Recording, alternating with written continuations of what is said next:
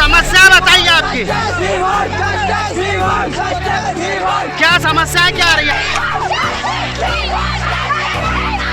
मैं ये बता देना चाहता हूँ कि जो एसी ट्राइबल है हमारे और जो हमारे एसडीएम साहब ने उन्होंने होगा वो प्रिंसिपल को नोट भी कराई थी, लेकिन प्रिंसिपल उस पर ध्यान नहीं दे पा रहे थे।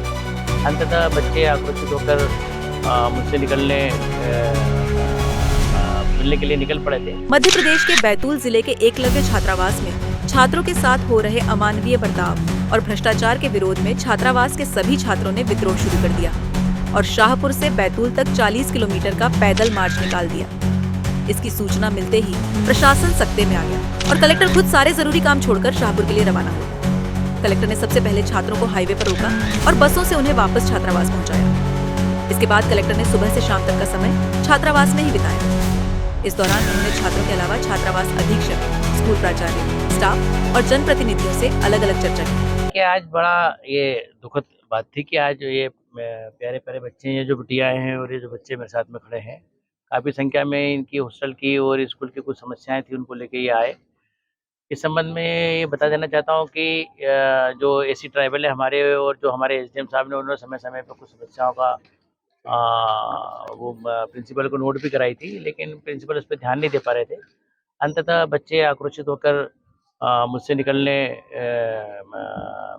मिलने के लिए निकल पड़े थे।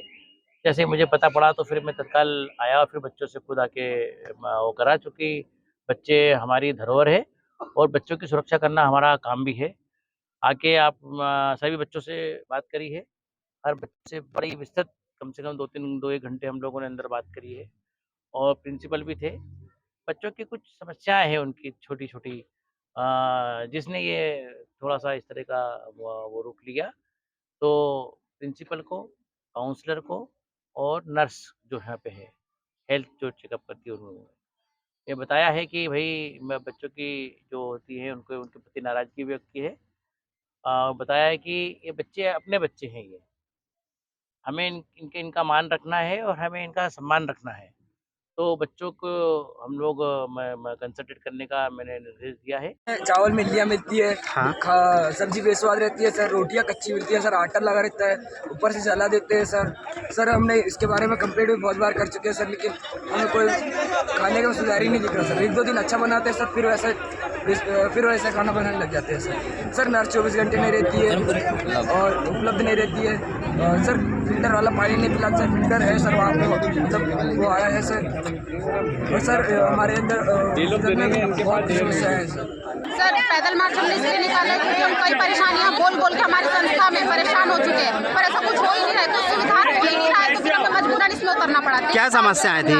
एक हमारी मेस से रिलेटेड चावल में इल्लियाँ निकल रही है, खाने में कोई सुधार नहीं हो रहा है, मेस बहुत और ऐसी खिंचा नहीं रही है। और पहली बात तो उसमें हर सब्जी में कुछ स्वाद नहीं है, मतलब मेस से रिलेटेड पूरी प्रॉब्लम, खाने में कुछ भी नहीं है। मेडिकल से संबंधित भी कोई समस्याएं थी? हमें वो नर्स नहीं चाहिए जो हमारे यहाँ ज्वाइन है, हमें वो नर्स बिल्कुल भी नहीं। क्या नाम है नर्स का? क्या समस्या है उनसे?